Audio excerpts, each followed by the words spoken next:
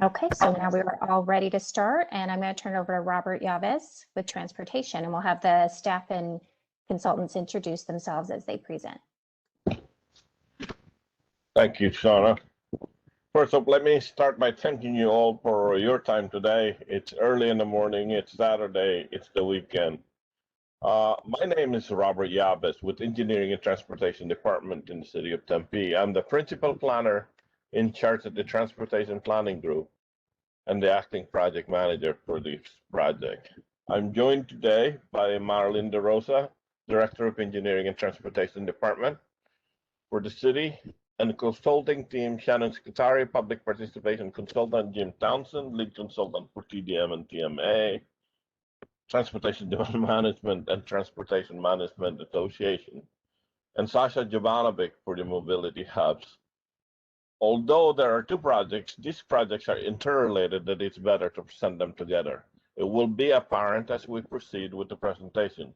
Today, you'll hear a brief overview of what these projects are about and brief presentation of definitions to familiarize yourself with. Next slide, please.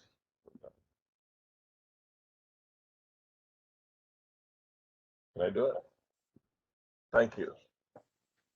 I gave the overview. The next is the presentation of all the different components of the project. And then we will have question and answers at the end. Thank you. Marilyn, please. Hi, everybody. My name is Marilyn Gross. I'm the director, as Robert mentioned, of the Engineering and Transportation Department. And it's you're here today because you care about transportation. You care about our climate. You care as we do about our longer term plans to move, as we say, to move people and goods throughout our community in the most efficient, most sustainable way.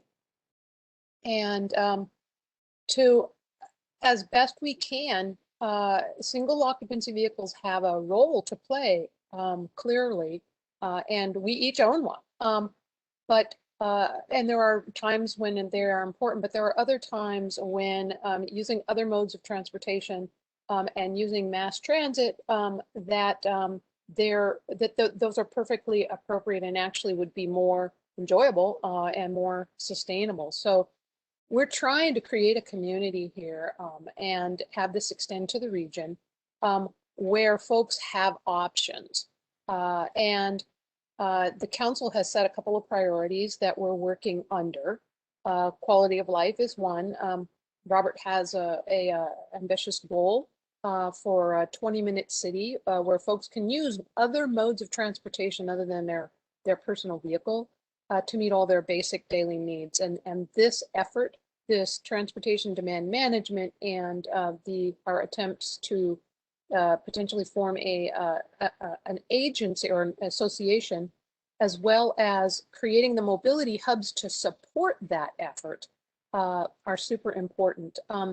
And overall, this will help us all move about. Those folks that do rely on a single occupancy vehicle, this would reduce congestion, and for goods and services that are being moved throughout our region, this will help reduce the amount of time they sit in traffic.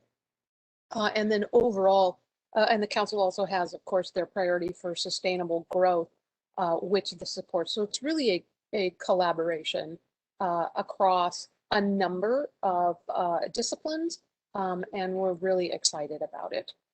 Next slide. Again, this is about ultimately our vision for for better quality of life, a more resilient future, for a community that has more options, has for mobility that would lead to economic growth, that would lead to better quality of life, that would we think enhance the ability of the community to honestly to be engaged with each other. So with that, I will turn this over. Next slide, please.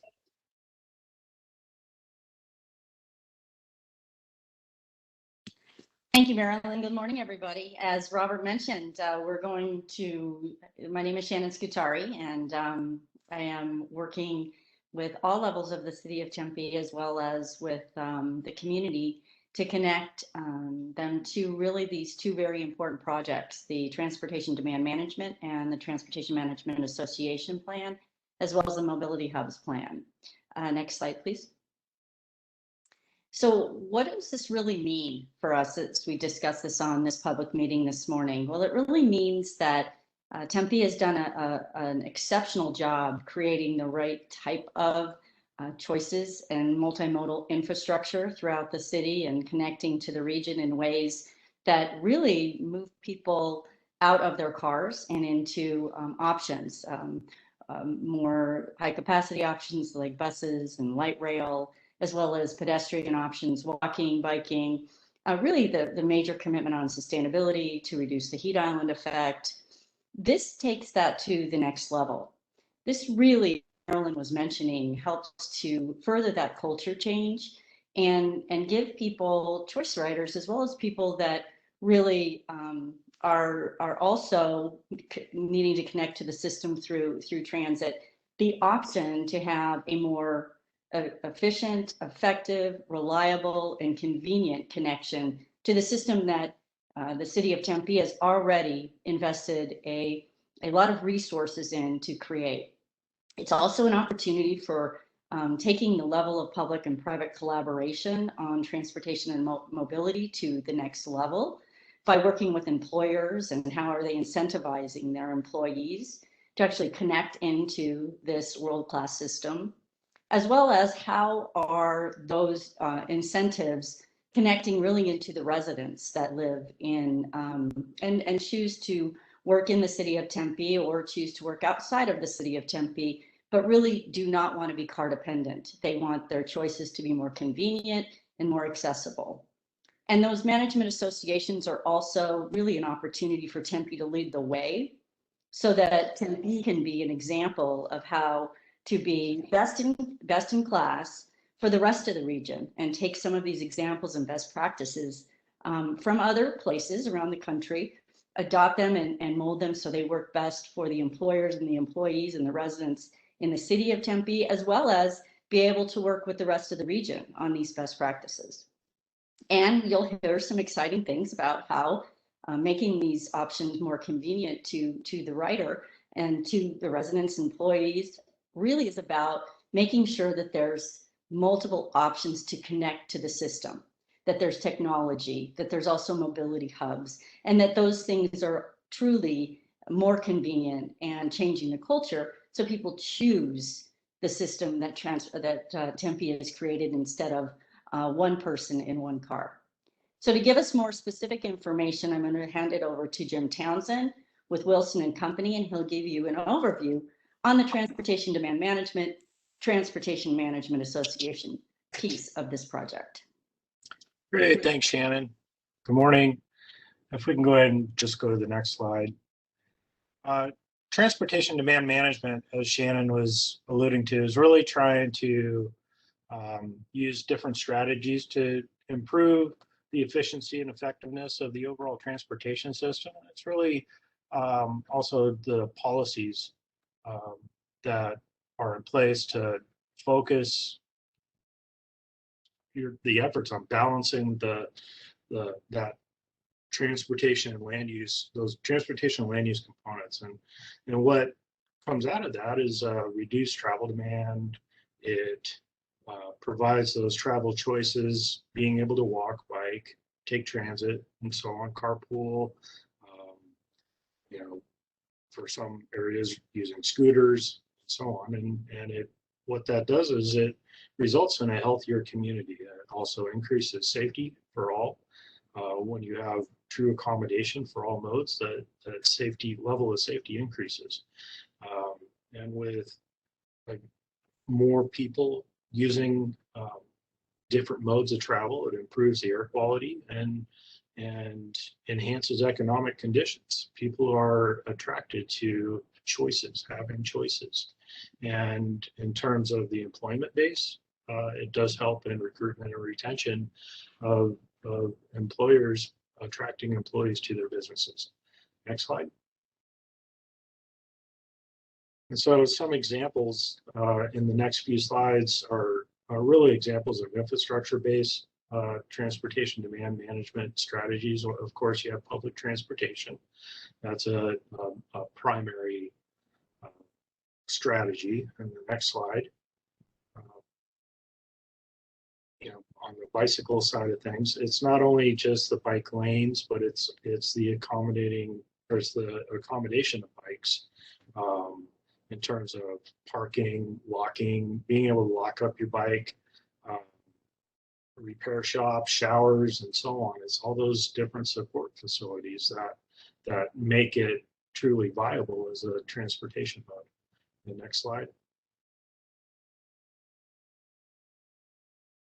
And micromobility parking, the scooters and the e-bikes and so on, they all do require dedicated space for being able to park them and still accommodate other requirements of the sidewalk or other requirements of the street. Next slide. Car sharing is also a big component, where not everybody, people who don't have to drive into work, sometimes they do need transportation from the office or a residential development being able to share a pool of cars instead of everybody having their own car and using that space for parking. It can have a dramatic effect on the available land uses in the area. Next slide. And of course, the curb space, the curb space in front of businesses, residential areas, and so on is a very important space. Having convenient locations for passengers to pick up and drop off is critical to be able to have a shared space for that curb area. Next slide. And of course, the information side of things, have an excellent opportunity for up-to-date current information, wayfinding, and so on, through kiosks, through mobile services. Those are all excellent examples of strategies to help people be aware of their options so that they can travel between points A and B, not just by other modes other than driving. Next slide. And so beyond the infrastructure side of things, you also have programs through incentives, such as offering transit passes, rideshare programs, cashing out for not using a parking space, having a guaranteed ride home program, other policies that impact transportation demand management or land use patterns, of course, mixed use development, being able to enforce the strategies that developments agree to, and then, of course, having flexibility in how your employees work, either with compressed schedules or flex schedules or telework schedules. These are all excellent examples of policies. Next slide. And, contextually, you have several different scales of transportation demand management that, from the region, the whole Phoenix, Maricopa, Tempe, the whole region, to the city of Tempe, to a neighborhood or district like a downtown, to an employment site such as State Farm, and then a residential site such as an apartment complex. All of those different scales can have their own varied levels of strategies that help people move about their area. Next slide.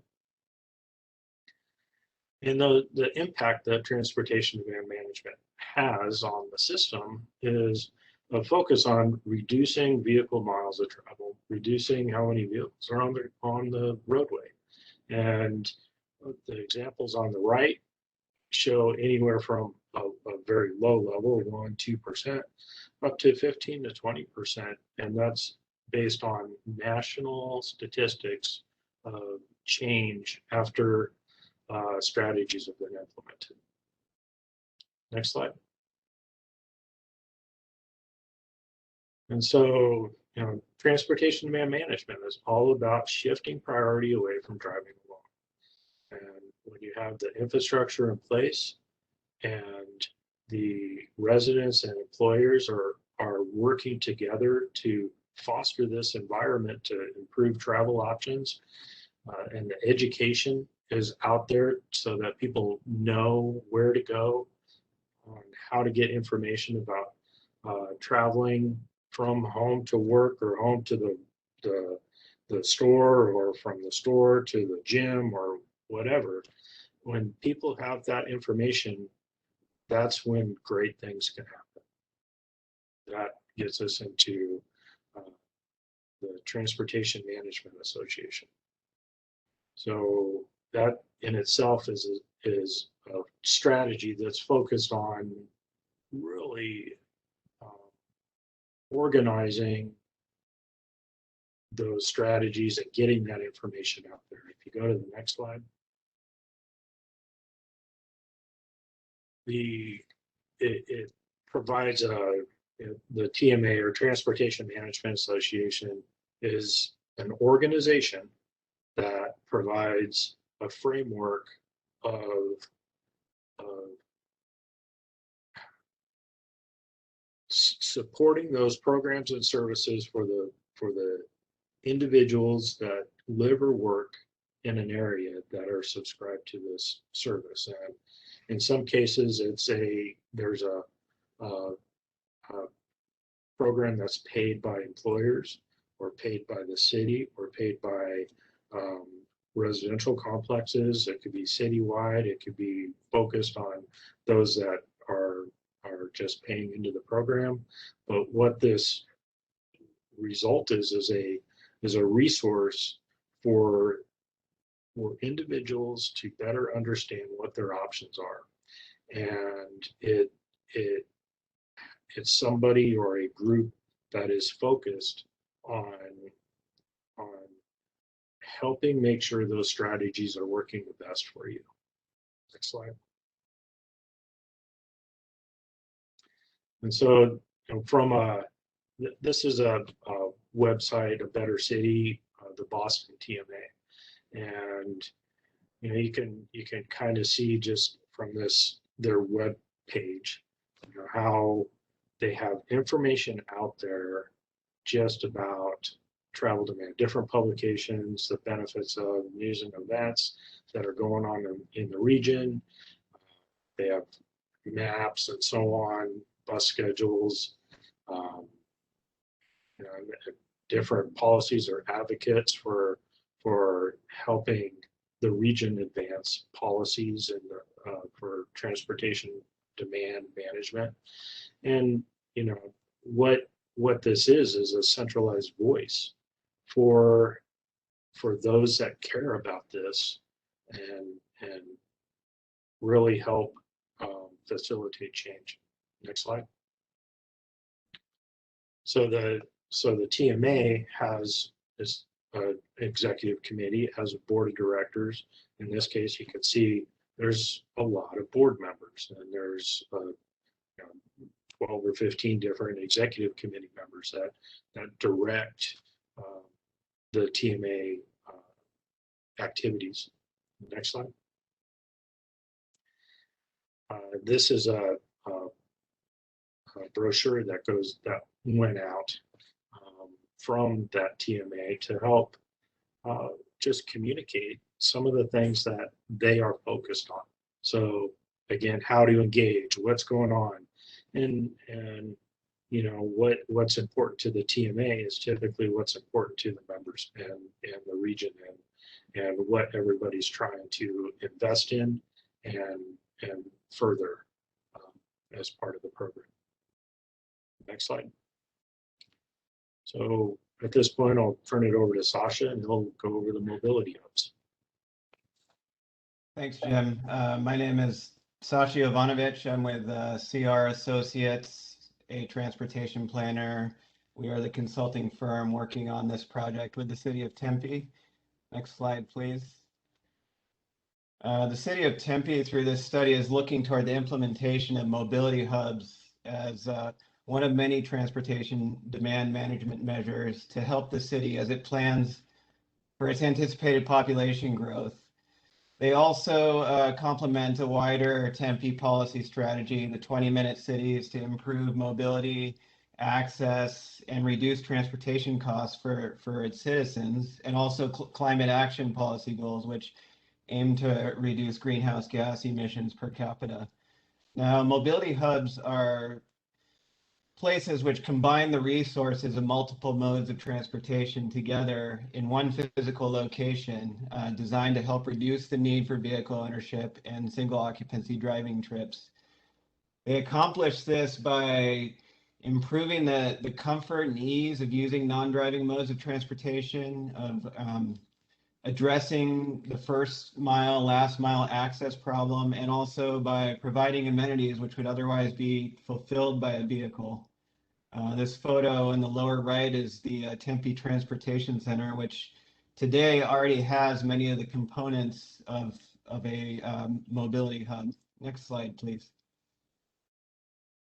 This conceptual graphic shows an example of what you would find at a mobility hub.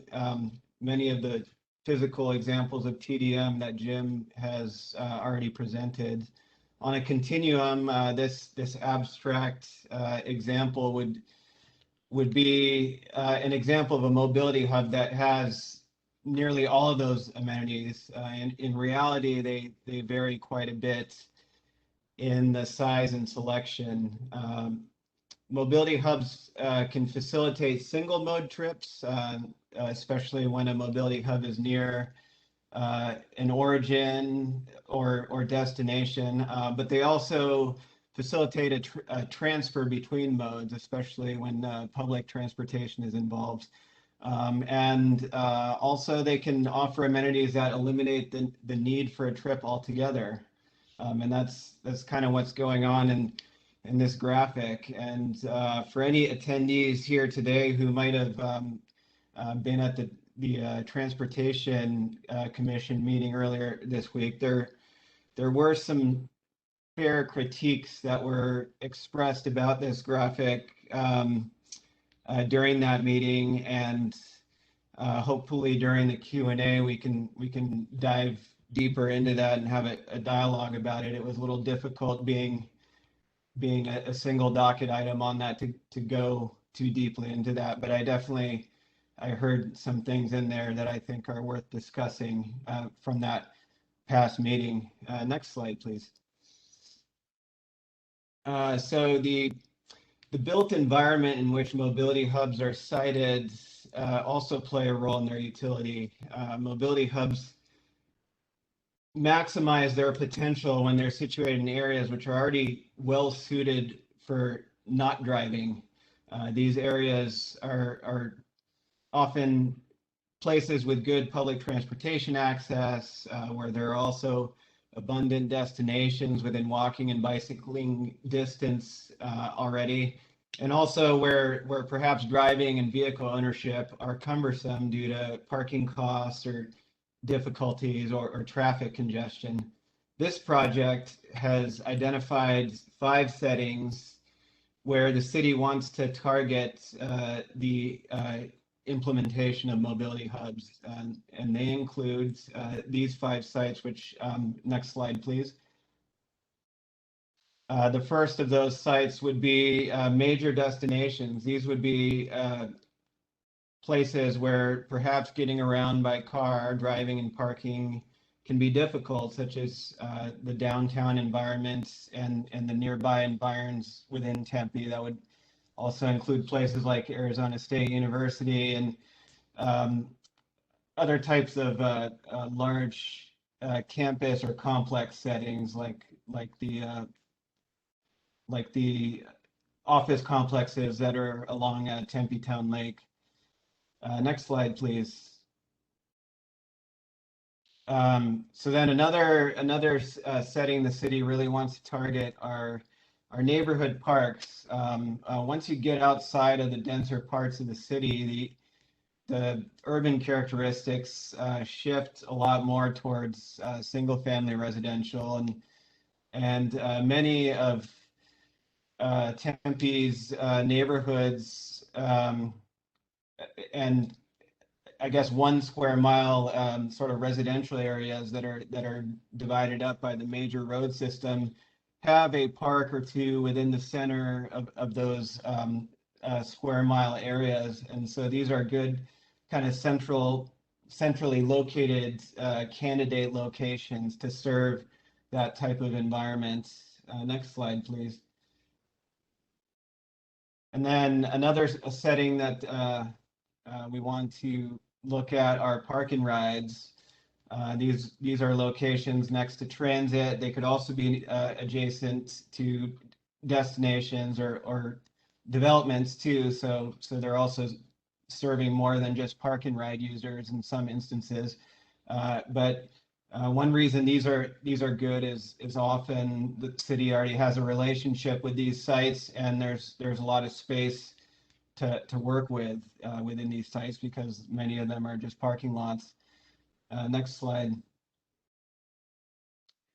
Curbside locations. These would be sites ideally situated next to some major destination where the only opportunity to provide the amenities might be confined to the right of way, and thus they are very constrained. So this is definitely one setting that we also want to explore. And of course, the light rail through Tempe and much of the greater Phoenix metropolitan area, the light rail stations are all in the median like this. So this is a very typical environment next to good public transportation.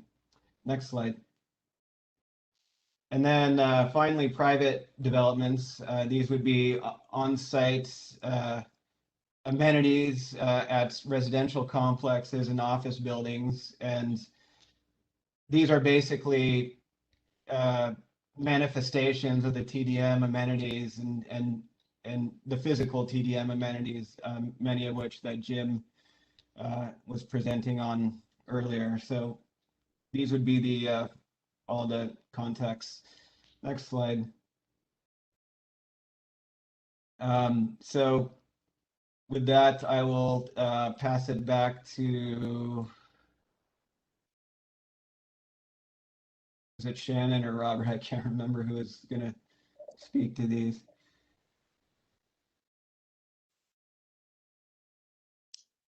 Well, thank you, Sasha. I think what we'll do is we will go ahead and have Robert give us an overview of next steps. I know we have another public meeting coming up next week, and we've already had a meeting of the technical advisory group, and we've also had a meeting of the employer and community stakeholder group. And we anticipate pulling together some technical information from a survey. The survey will be out on the street for the next several weeks, and then going back out into the community and employer stakeholder group, as well as the technical advisory group. So Robert, can you give us a little bit more specific about what you're seeing as far as next steps? And then we'll take questions and answers. Yeah, the next step is really the second meeting on May 26th at noon. It's the same meeting that we're having now. So, but I encourage you to visit the websites, the TDM or the Mobility Hubs. They have the same content at this time, and there are additional materials there if you have you want to read something about it. The survey will end on May 31st. So there is a survey. It's at the website. Please reply and fill them out so that we know what everybody's thinking. So when you say what everybody's thinking, we need to know specifically what will make it more convenient for people to, obviously, we've created more of an auto-centric region, even though Tempe has really been very progressive in changing that with its investment in infrastructure that is not car-centric and development patterns that are not car-centric. However, let's be honest, it's still convenient in our region to use the car. So this survey would give us an opportunity to really hear from people exactly what would make it convenient for them to utilize not only the public transportation system, but also connect while they're already at their employment site to other amenities without using their car. Even if they have traveled, let's say, from a part of the valley, let's say the Southeast Valley, let's say Gilbert, and they come to Tempe to work and they take their car, let's say. We would want to know from them what would make it more convenient for them to not have to get in and out of their car all day long to travel, maybe for work meetings or for lunch appointments and things like that. So I want us to get really specific into that because we really want to know from folks what it is they need from the system to make it easier for them to not use their car. Sounds great. Thank you. So the online survey is at the website. There are additional materials over there that you can read. And if you have any complaints, call Shannon. Okay, absolutely. Sounds great. So anyway. So at this point, I think we'll go ahead and take questions and answers. Shauna, how are we going to engage with that, with this tool? Okay, so for everyone who's joined us today, you can either raise your hand and I'm happy to unmute you if you'd like to ask the panel a question, or you can see in the chat, I put where you can ask questions right there as well. If you'd rather type them in, that I can read them for the panel and they will reply. But this is your turn. If you have questions or even just comments about what you heard or any feedback you'd like to share. Wonderful. Thank you, Shauna. And I know we have some very sophisticated individuals that are really experts on a lot of this, on this, attending our meeting today. So I'd like to hear their input as well, and so that we can involve them in how we move forward. Yeah, Shannon, I'd like to add, this is Marilyn, and I want to echo what you just said. There are some folks here in the as attendees that have a lot of experience, and this is the start, right? This is the beginning. This is the opportunity for us to talk about how we think this could work for our community and what our best practices. We're doing research into best practices. We're looking at other communities, at other associations, and but our region is a little bit unique. Nothing, not all, not one size fits all. So we really would. This is the time. One of the opportunities of several that you'll have to let us know what are we missing, what are our weak points, what have we not thought of, or what have you heard so far that you think is really promising? Wonderful. Thank you. Are you guys ready for questions then? We have Absolutely. a couple here.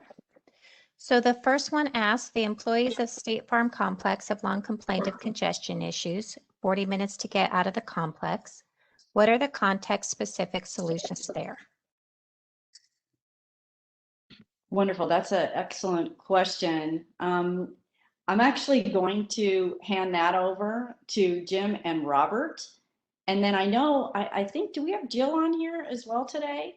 I don't know if Jill's be able to answer some of that, but part of that is also working with the State Farm employer, many employers within the State Farm within Marina Heights to participate in the Travel Experience Committee and give best practices on what they would like to see in the Transportation Management Association and plans. So I know we've been meeting with them. They've been involved specifically in how they can bring employees back into the complex, because at this point, Marina Heights is parked a lot lower than it used to be pre-COVID.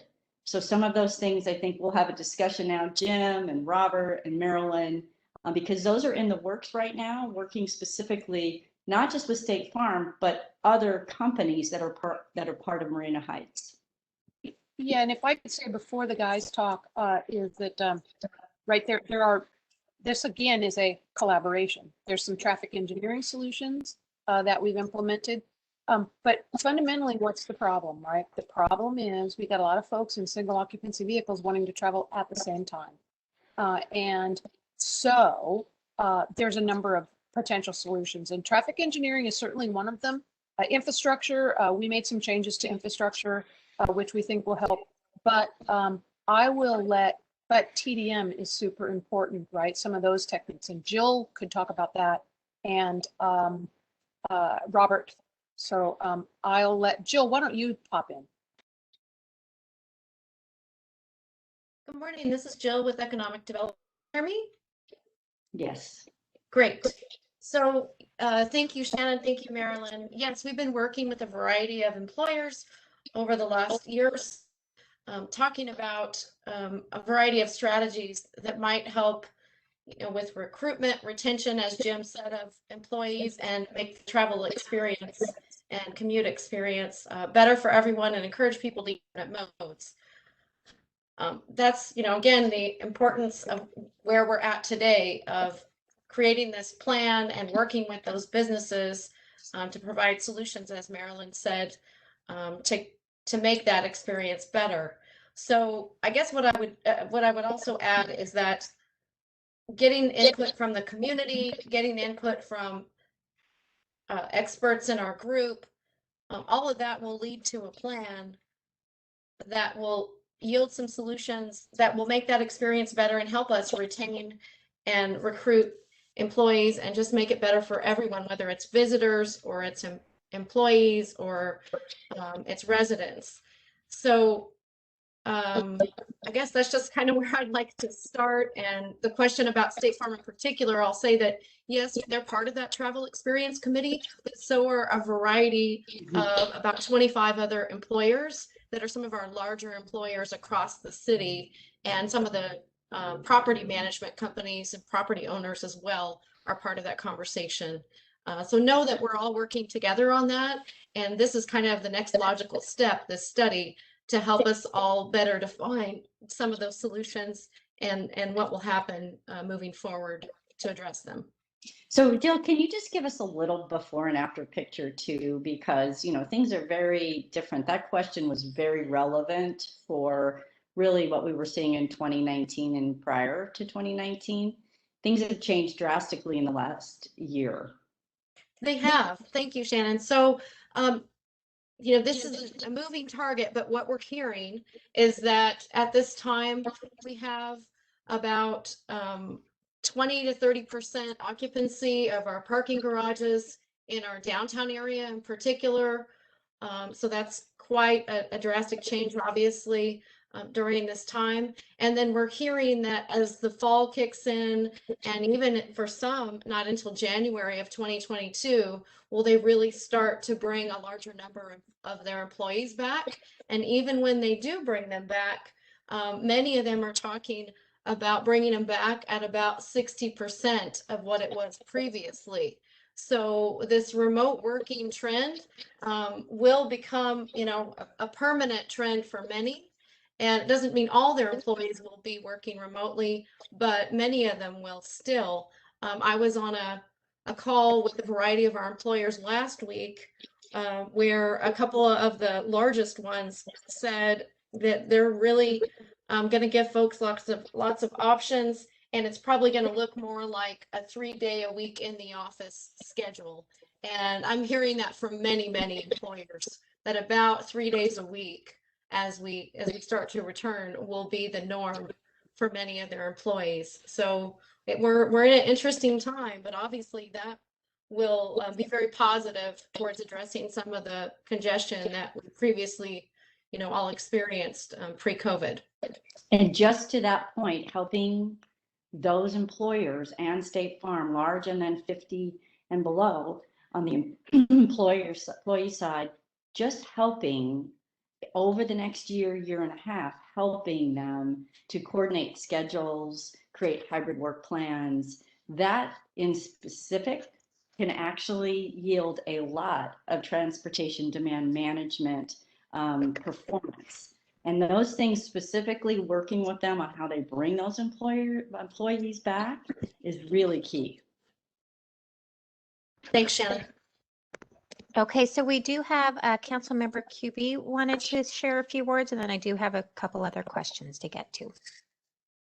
Thank you so much, Shauna, and thank you everyone for sharing your morning with us. I'm really pleased to be here. Our Sustainable Livable Communities Council Committee is going to be hearing the same presentation, and I'm excited to hear it again. Finally get it into my head. But thinking about the COVID impacts, obviously, we've had to have some cuts in our transportation and bus routes and such, and that's mostly that impacts lower income communities. So I'd be curious to hear what the panel thinks about that, because where we might have reduced congestion, there's also been COVID impacts that will, not necessarily be beneficial to low income communities and the homeless who won't have bus stops at certain places anymore. So I'd like to hear about that. And also I'd like to know more about the timelines for the timelines and the density plans for the micro mobility locations. Do we have a sense of the density and what might be the time where we could actually expect to start to see these on the street? Well, thank you for joining us, Councilmember QB. We really appreciate you spending your Saturday morning with us. One of the things, your first question is really that this type of programming and really focus and a priority is really going to need to connect into a regional funding strategy as well. So as you mentioned, in the original Prop 400, there was not funding for operations on transit included in that, and really some of these more micro mobility and active transportation solutions and programs, frankly.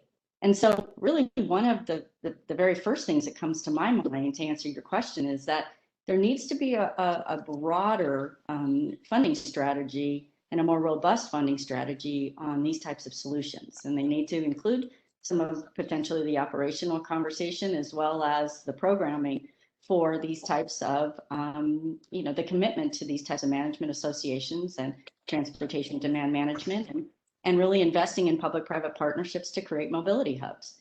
So that would be initially my answer to your first question. Does anyone else want to chime in? Jim?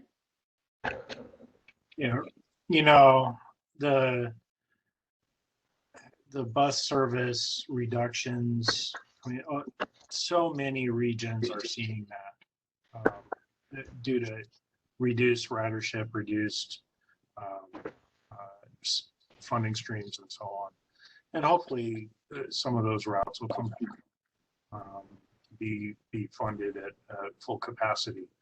It's always good though to review performance of the system and refine so that you do have a highly performing system.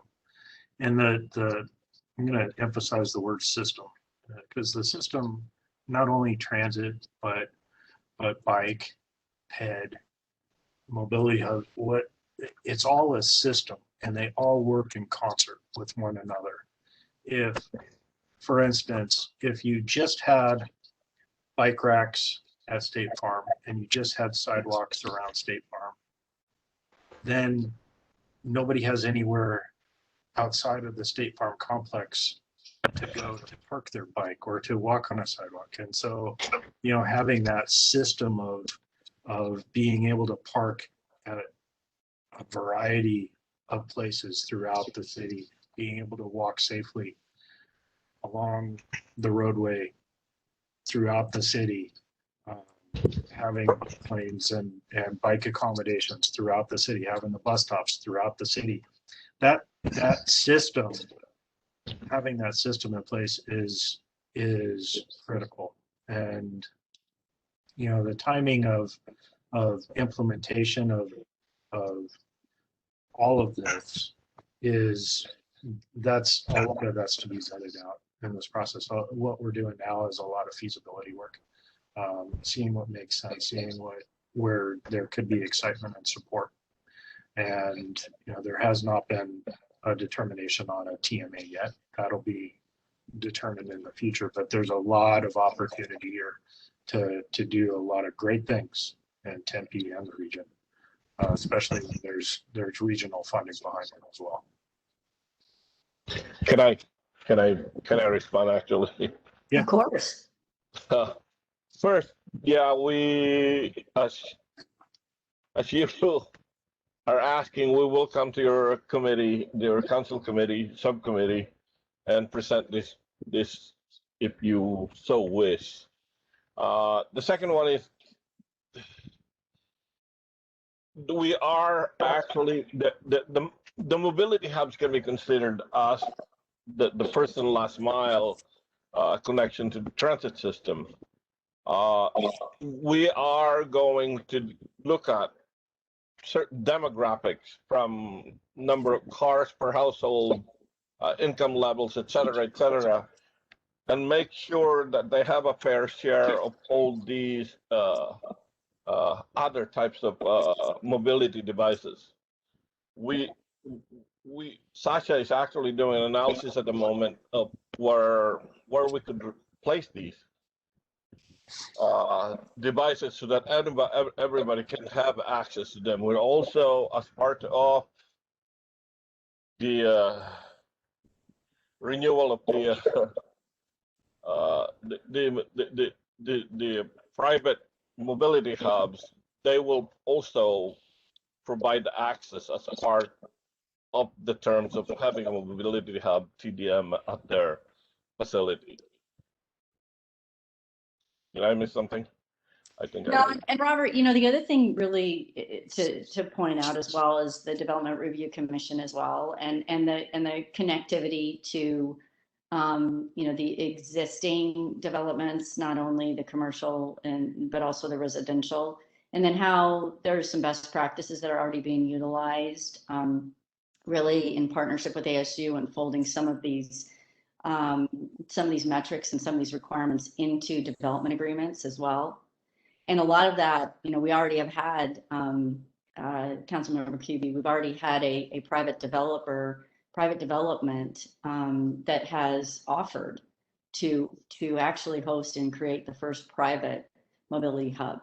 A lot of that, like Jim mentioned, we're still in the feasibility stage here, both on the location of mobility hubs and how it all fits together in the system with the programming of TDM and TMA. But the excitement around this is that folks are already trying to move into implementation. And that's exciting, but we still really are in feasibility. And that's why we need all of these ideas. So I'd ask Oscar to chime in. I know he is actually, you know, working on this seriously from the academic level as well. I don't want to put you on the spot, Oscar, but you know, this is the time as we work through these things to understand how they all fit together in the system.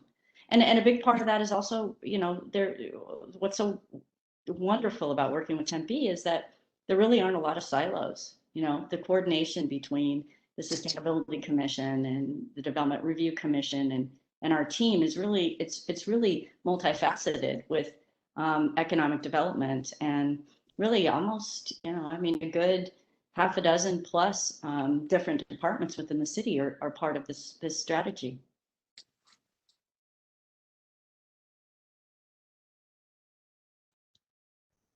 Are there Okay, any more questions, Shauna? yeah, we have a hand raised and some questions, and we have about 10 minutes left. So if we want to just maybe kind of be concise in answering some of those. So Oscar actually asked, and I can unmute him as well if he wants to add anything else, but asked about how we've distributed the survey so far, and then how do you know if you've gotten responses that are actually representative of the community? Shannon, did you want to talk to, you had mentioned the stakeholder groups. I can be more specific with what the city has done, but did you want to say anything to how they're framing what it is? Well, why don't you go ahead and start with the city distribution, and then I can chime in on some of the stakeholder piece. Okay, and then we also have Cheyenne Yee, who's our PIO on the project here as well, so she can fill in anything I might miss. But the city, for this project to advertise the survey, we did send out a notice via direct mail. We also use Tempe Today, which is the newsletter that goes in the water bill, and that also advertised it and goes to a lot of the homes here in Tempe, as well as being a print piece. And then there's a number of digital outreach with press releases with our partner groups at the chamber, and then social media with Facebook, Twitter, Nextdoor. We share it with all of our neighborhood and homeowner associations. And then Diana, did you want to fill anything else as far as kind of some of that? And then we also asked those groups, our partners on our community stakeholder groups, to share it as well. No, I think you pretty much covered it. I would say that we have been advertising this since at the beginning of April. The survey's been open for a while, so we grouped it with a lot of other sustainability surveys that were open at the time. So we have done, we've sent emails, like we've included it in our coronavirus email roundup a couple of times. Like you mentioned, Shauna, we put out, or we send it to a dedicated listserv of people who have signed up for transportation news or economic development news, things like that. So for about like the last month and a half or so, we've been advertising the survey, and then we'll continue to do so until it closes on the 31st of this month. Wonderful. So Jill Bushbacher with Economic Development has also been really key in working with the Maricopa Association of Governments. We have a very robust list of all of the employers with 50 or less employees in the city of Tempe, and they are receiving that survey as well directly from Economic Development. And then our stakeholder and employer committee has also received that survey as well. And I believe that Robert has also circulated, or is about ready to circulate, a note card to all of those individuals as well. Oscar, to answer the question, is it scientific? No, it's not. We try to be as inclusive as we can, but we don't really have the budget to do a real scientific survey. And the other thing is, some of these topics that we're looking at are not sometimes important to a lot of people. So we, at this time, we have focused our efforts on the companies that can benefit from a real TDM and a real TMA. Does that answer your question? He put in the chat, thank you. So. And yes. And yes. So now John Christoph has his hand raised. So John, if you want to ask your question. Hi there. And thank you for your patience. Yeah, so I was, first of all, hi, I'm John. I'm on the Transportation Commission, so we've talked previously. I saw the presentation on Tuesday. It's excellent work, still is excellent work.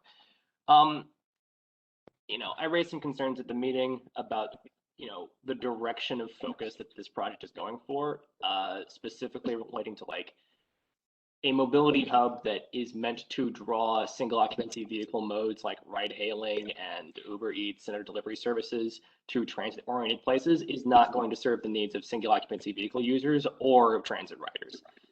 And the thing that I'm sort of a little bit curious about is how this feedback process for like this meeting, for example, is supposed to generate the kind of detailed suggestions for improvements to our transit system and our connectivity, when most of the time we're spending is just listening to the presenters describing, here's some ideas, I'd love to know what specific kinds of feedback you're looking for and what the best avenue for that is apart from just this survey. Because I think we need to have more than just survey response. I think there needs to be a detailed conversation between the people who are planning the transit systems and the people like myself who actually ride the transit systems.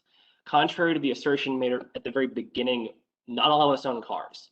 I lived in Tempe for 6 years and I have not owned a car in any point at that time. I have been entirely reliant on the transit system. So if you want a laundry list of things you can do to improve transit in Tempe, I got a list. But I think that sort of feedback process needs to not just focus on how to get motorists out of cars, because we have a lot of empirical evidence and peer-reviewed research which already shows us how that works. And rather, we need to be thinking about feedback from people who understand our transit system on the ground as it already happens and works today. And I'd love to know how that feedback is going to come through for you. Well, I think that's excellent. And that's exactly why working very closely with the Transportation Commission and with you is really going to be key. And remember, this is the beginning of this. And the scope of this was really to get the type of information that we need to really do, create that long-term strategy for the city of Tempe, and that could also take root within the rest of the region. So we invite all of that from you and others, and we will be doing stakeholder interviews to get more specific. And we have included in those stakeholder interviews individuals that are transit champions, and that can give us the feedback specifically on how the system can be improved to make it more convenient and effective for people to continue using the system, because you're a huge part of the culture change that we're looking at. And Shannon, if I could say, I appreciate you being here, John, and I'm the one who's guilty of making the comment at the beginning that most of us own cars, right? And I think in that statement, it shows a bias to some degree, right? And I think we're talking about two different things. That there are, we are striving. One of the things we're doing is striving to get folks to that choice travel, right? Striving to get folks out of their single occupancy vehicles. And then the other question is for those folks, the mobility overall, for those folks that can't afford to own a vehicle, choose not to own a vehicle. It's a balancing act.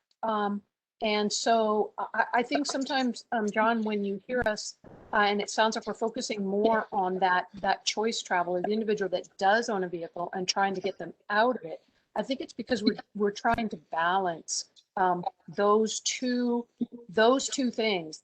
And I think that Shannon is correct that, regionally, that is a big challenge regional. And I think that the community that's best positioned to set an example for how to balance those things is Tempe in this region, clearly. So John, you asked about how can your comments best get into this conversation. And as Shannon said, we'll do stakeholder interviews, and your comments at the Transportation Commission this week and your comments here, I think, are important. And I think Shannon will make sure that we get your name on our stakeholder list, our interview stakeholder list. So I think that, Robert, do you want to say anything else? There are some, John, I think that you've also been engaged in with our transit group, Eric Iverson, right, who manages and plans our transit program in collaboration with Valley Metro, and that's part of the story too. Can I also add one thing to regarding the mobility hub examples that are still showing auto-centric or auto-oriented amenities or features? I completely understand where you're coming from, and I mean, if one thing I'll say is there are car-free people, and there are also car light people, and there's among those car light people there are many of those who own a vehicle who do not use it all the time or regularly, but aren't quite comfortable with the idea of relinquishing vehicle ownership, and having things like car share for that sort of contingency situation where you do feel like you need to have one is something that I think could bring peace of mind to a lot of people who are interested in going that direction, but don't quite feel the comfort to pull the trigger. And I mean, ride hailing, I think there's a lot of things that are certainly wasteful VMT wise about ride hailing, but that is another, one of those tools that are out there for mobility options for those people. So I mean, yeah, I totally understand where you're coming from, and I'd say there's a much larger demographic who isn't quite in the car-free zone, but they might, they might be a lot more comfortable shedding vehicle ownership if there were still certain amenities to help sort of cushion that change in their lifestyle. And if those ideas come from them, and that's the key. So we want all of those ideas from you, John, and we want all of those ideas from all of the individuals that we're working with, because the culture change only happens when the ideas come from people that will change. They will change behavior. If I may real quick, I recognize there is a distinction between people who are car free like myself, people who are car light, and people who only use cars for everything. But I think it's worth doing a more substantive inquiry of why do people do that, and abstracting it more than just, oh, it's their personal choice or whatever rationalizations they give for being uncomfortable using shared modes, for example. At the end of the day, what it comes down to is a policy problem.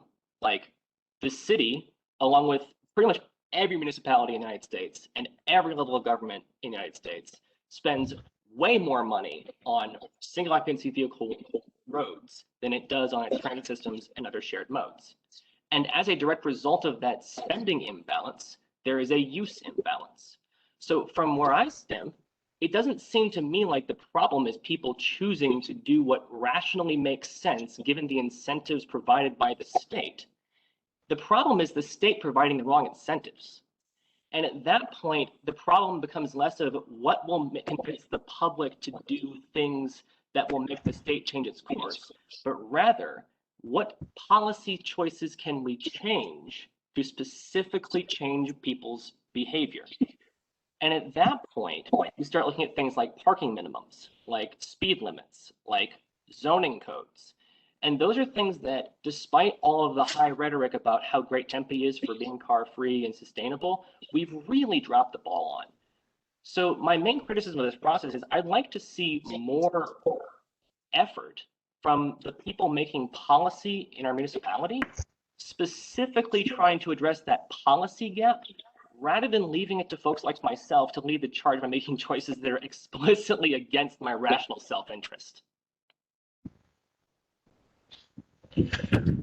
Thank you very much, John. Oscar wanted to provide some comments as well. Oscar, if you want to go ahead. Sure, thank you. So I'm here, I guess, both as a resident of Tempe and as a graduate student at ASU who's working on a project related to the micromobility hub planning. John, just to address the planning aspect there, at least one thing that I'm building is a platform for to facilitate workshops where we can have all different stakeholders work together to kind of to negotiate their priorities for micromobility hubs and the locations of them, what facilities they include, in a very structured setting. So I think that's at least one way beyond just individual interviews that we can have more community involvement in the process of building out these infrastructure networks. And I guess as a resident of Tempe, I've got to agree with everything. I forgot who the last attendee who just spoke before me, what their name was, but I got to agree with them on every point. I mean, yeah, like even if we do have a system for having communities kind of discuss and build out their own infrastructure, then if the most rational and cost-effective option in the short term, usually, and when I say short term, I mean as opposed to long term being, the timescales at which the greenhouse gas effect is very real. So like matters of decades and centuries. Then most people are going to go with the short term benefit, which is to prioritize single occupancy vehicles because that's what we have already invested in, and that's what we continue to invest in. So I would say to John also at the same time, be careful what you wish for, because if we do have a very community-driven approach to this, then it's very likely we'll just end up maintaining the status quo, because not everybody is so enthusiastic to show up to these meetings at 9:30 in the morning on a weekend, and so I imagine that a good majority of the people of Tempe are probably just going to be totally fine with keeping things the way that they are. Well, we're working on it, Oscar. We're working on it. And with this kind of team, there's a lot of hope. Yeah, thank you. Thank you. Let me go back. Are there a lot more questions, Shauna? That wraps up the questions. We had just a couple comments from Councilmember QB that we have here that I'll just read real quick, Robert, and then you could wrap us up as we're at the end of our time. But she just wanted to add that shade is an essential element for encouraging people to take transit, ride bikes, and be more willing to get out of their cars. Prop 400 needs to advance these solutions so cities and towns can shade their transit stops. In Tempe, for example, less than half of the transit stops have shade.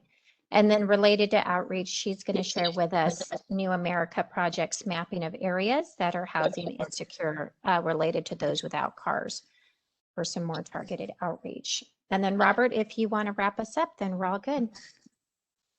All right. Thank you for all the comments. You can email us any other suggestions. We're not just limited to the survey. You can email me or Shannon, and we will make sure that your comments are heard and that we will try to respond as best as we could to some of the issues. For us, to be just Tempe and not consider the rest of the region, how we could become uncompetitive if we just use single policy that is way beyond what the region is looking at, is also quite disturbing for us. Let me point out that we are actually the first city in the valley that didn't require any parking for a residential development that's ongoing now. We have always advocated for parking maximums. It's not minimums that you want; it's parking maximums that you need to deal with. We are going to review those again as part of the policy that we're looking at during our TDM review, and one of them would definitely be parking. It's a real issue for us to look at. We also support all major transportation, high capacity transportation systems that is being proposed in the region.